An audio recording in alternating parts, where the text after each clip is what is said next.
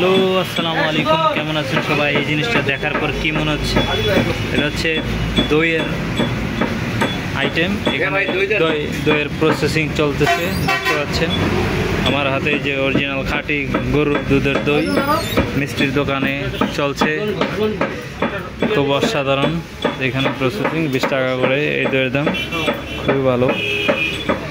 সবাই এসএস গোয়ের সাথে থাকুন। আমি এখন আছি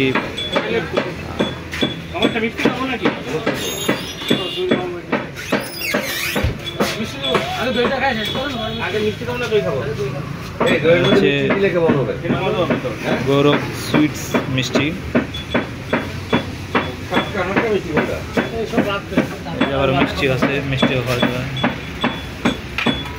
কত করে মিষ্টি? 200 টাকা পিস। 200 টাকা পিস। ওকে, ডালেন দেখি।